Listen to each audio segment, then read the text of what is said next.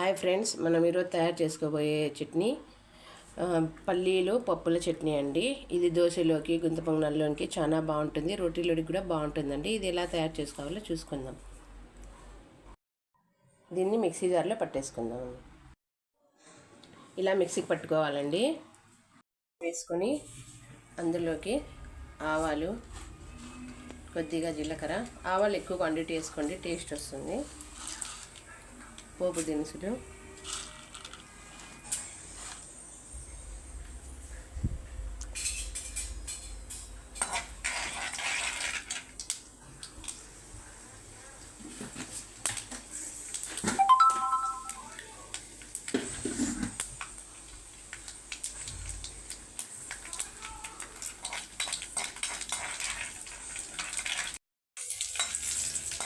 ఎండు మిరపకాయలు, ఎండు కరివేపాకు వేసుకుంటానండి, టేస్ట్ బాగా వస్తుంది.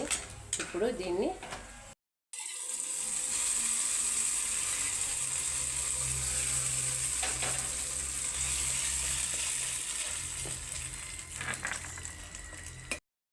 చూడండి ఫ్రెండ్స్, ఎంతో టేస్టీ అయిన పల్లి పుట్నాల చట్నీ అండి. ఇది దోశలోకి, ఇడ్లీలోకి, గుంత పొంగనాలకి చాలా టేస్టీగా ఉంటుంది. తినండి, ఆరోగ్యంగా ఉండండి.